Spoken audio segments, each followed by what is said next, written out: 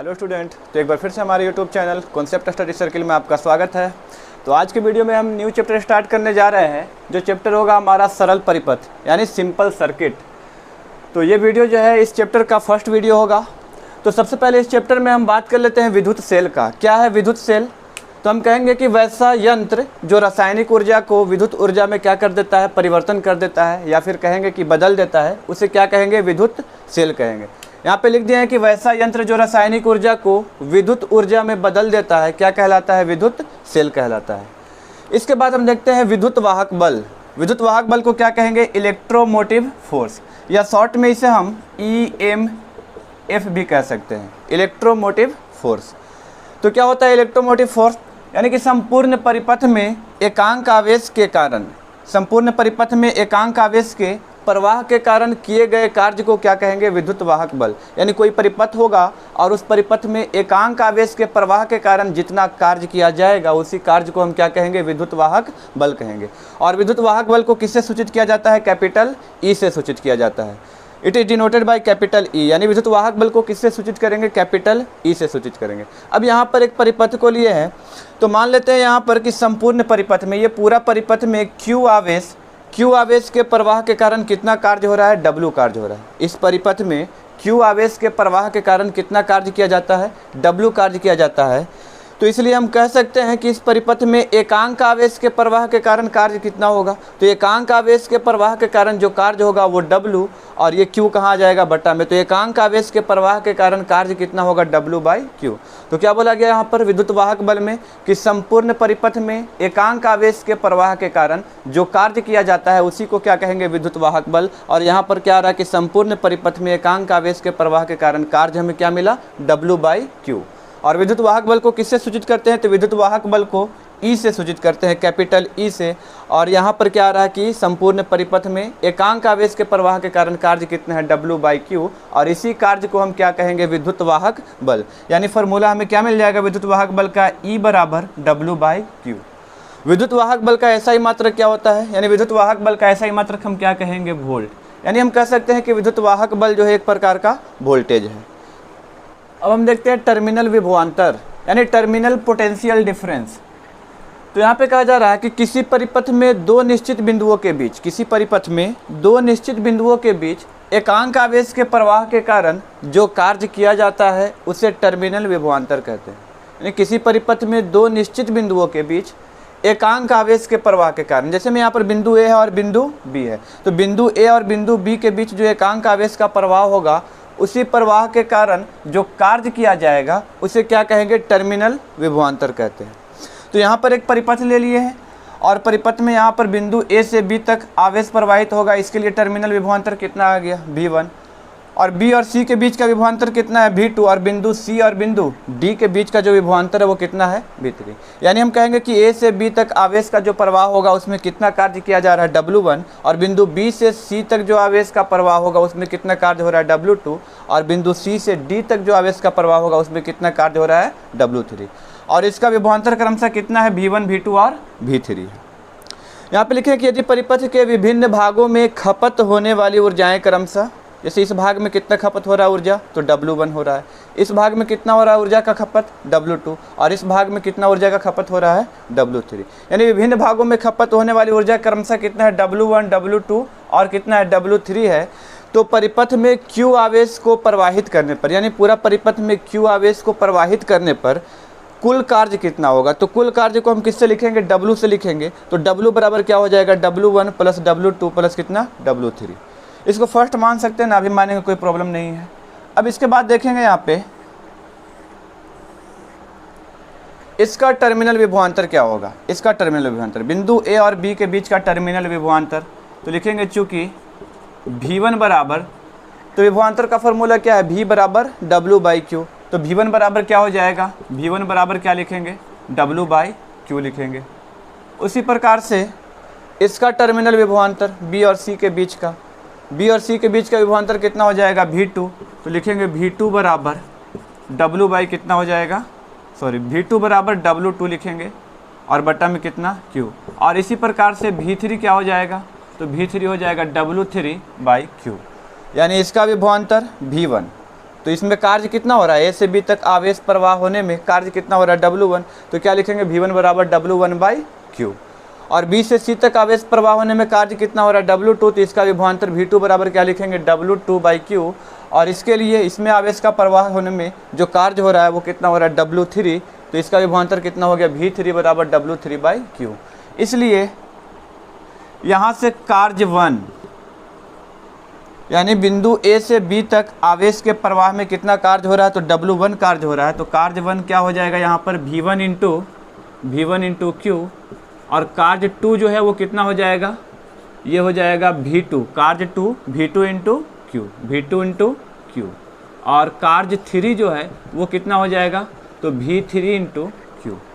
तो हमारा जो कुल कार्य था यहाँ पे W, तो W बराबर क्या आने वाला है अब, तो W बराबर W1 plus W2 plus W3। तो सबका मान हम यहाँ पे पुट कर देंगे। तो W1 का मान कितना है, V1 इंटू Q।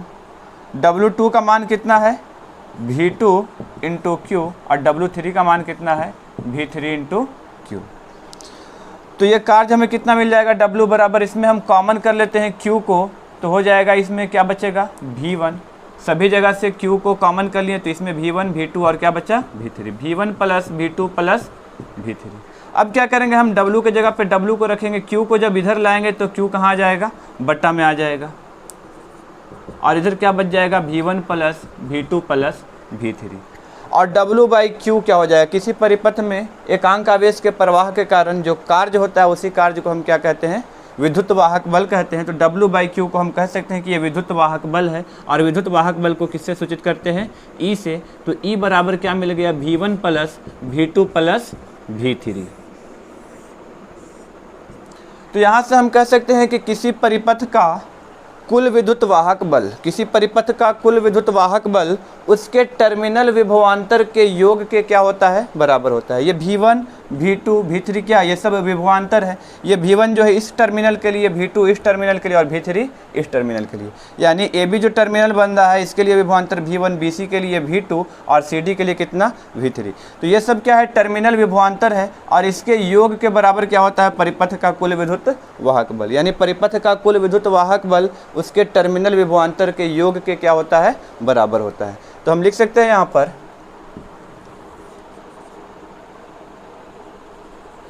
किसी परिपथ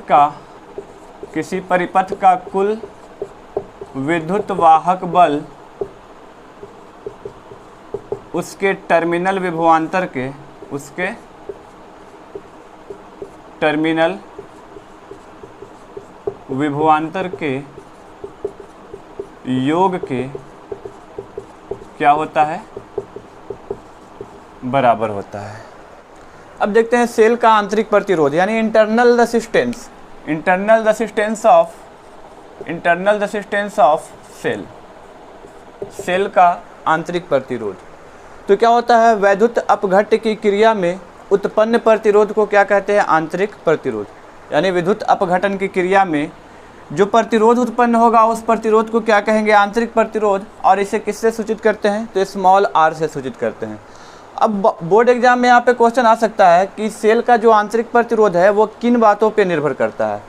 तो यहाँ पे हम आंसर कर सकते हैं कि सेल का आंतरिक प्रतिरोध जो है वो निम्न बातों पर निर्भर करता है। जैसे फर्स्ट में हम कह सकते हैं कि यह सेल के दोनों इलेक्ट्रोडों के बीच के दूरी के क्या होती है, समानुपाती होती है। और फिर सेकंड में कह सकते हैं कि यह विलयन में डूबे इलेक्ट्रोडों के क्षेत्रफल के व्युत्क्रमानुपाती होती है। और थर्ड में कह सकते हैं कि विलयन के सांद्रता बढ़ाने पर जो सेल का आंतरिक प्रतिरोध है उसका मान क्या होता है, बढ़ जाता है। अब देखते हैं सेल के टर्मिनल विभवांतर, विद्युत वाहक बल तथा आंतरिक प्रतिरोध में संबंध। टर्मिनल विभवांतर और किसमें, विद्युत वाहक बल में, और फिर आंतरिक प्रतिरोध में संबंध। तो एक परिपथ को लिया गया है, इस परिपथ में एक सेल को जोड़ दिया गया है। सेल का विद्युत वाहक बल कितना है, E है, और इसका आंतरिक प्रतिरोध कितना है, R1। और इसके लिए विभवांतर कितना है यहाँ पर, V1। अब क्या किया गया है कि इस परिपथ को एक बाह्य चालक से जोड़ दिया गया है जिसका प्रतिरोध कितना है, कैपिटल R है। इसलिए इसका विभवांतर कितना मान लिए यहाँ पर, V2 मान लिए है। माना कि सेल का विद्युत वाहक बल कितना, E है, तथा आंतरिक प्रतिरोध कितना है, R है, जिसे R प्रतिरोध के एक बाह्य चालक से जोड़ दिया गया है। R प्रतिरोध के एक चालक से जोड़ दिया गया है। अब हम यहाँ पे ओम का नियम लगाते हैं कि बाई ओम्स लॉ। तो ओम के नियम से क्या मिला? ओम के नियम से मिलेगा V बराबर I इंटू आर। ओम के नियम से क्या लिखेंगे? V बराबर I इंटू आर। तो यहाँ पर हम लिखते हैं V1, तो V1 बराबर क्या हो जाएगा? तो जब परिपथ में सेल जोड़ा गया है तो क्या होगा? परिपथ में धारा प्रवाहित होगा। तो परिपथ में धारा प्रवाहित होगा कितना? I, तो लिखेंगे V1 बराबर I इंटू आर। V1 बराबर I इंटू आर, यहाँ पे स्मॉल r लिए हैं इस टर्मिनल के लिए, यानी आंतरिक प्रतिरोध के लिए जो विभवांतर होगा वो कितना है? V1। और जो बाह्य प्रतिरोध है इसके लिए विभवांतर कितना है? यहाँ पर V2 है। तो बाह्य प्रतिरोध के लिए विभवांतर V2 है, तो V2 बराबर I इंटू क्या लिखेंगे? Capital R। तो परिपथ का कुल विद्युत वाहक बल क्या हो जाएगा? परिपथ का कुल विद्युत वाहक बल, परिपथ का कुल विद्युत वाहक बल E। तो अभी बताया गया कि परिपथ का कुल विद्युत वाहक बल उसके टर्मिनल विभवांतर के योग के क्या होता है? बराबर होता है। तो परिपथ का कुल विद्युत वाहक बल E उसके टर्मिनल विभवांतर के योग के क्या होता है? बराबर होता है। तो हम लिख सकते हैं E बराबर V1 प्लस V2, या लिखेंगे E बराबर V1, तो V1 के जगह पे क्या लिखेंगे? I इंटू का R, अब प्लस V2 बराबर क्या लिखेंगे? I into capital R। या E बराबर यहाँ से अगर I को कॉमन करते हैं तो small r plus capital R, या फिर क्या लिखेंगे कि I बराबर E और बट्टा में कौन आ जाएगा? Small r plus capital R। यानी इससे कहा जा सकता है कि किसी परिपथ में प्रवाहित कुल धारा I उस परिपथ के कुल विद्युत वाहक बल और बट्टा में क्या होगा? कुल प्रतिरोध, यानी इसके अनुपात के बराबर होगा। परिपथ का कुल विद्युत वाहक बल और बट्टा में क्या है? कुल प्रतिरोध। तो कुल विद्युत वाहक बल और कुल प्रतिरोध के अनुपात के बराबर क्या होगा? परिपथ में धारा का प्रवाह होगा। तो हम लिख सकते हैं यहाँ पर परिपथ में प्रवाहित कुल धारा बराबर क्या है? कुल विद्युत वाहक बल। परिपथ का कुल विद्युत वाहक बल, परिपथ का कुल विद्युत वाहक बल और बट्टा में क्या हो जाएगा? कुल प्रतिरोध। बट्टा में क्या हो जाएगा? कुल प्रतिरोध। तो आज के वीडियो में बस इतना ही। मिलते हैं फिर नेक्स्ट वीडियो में। नेक्स्ट वीडियो में हम देखेंगे सेलों का संयोजन।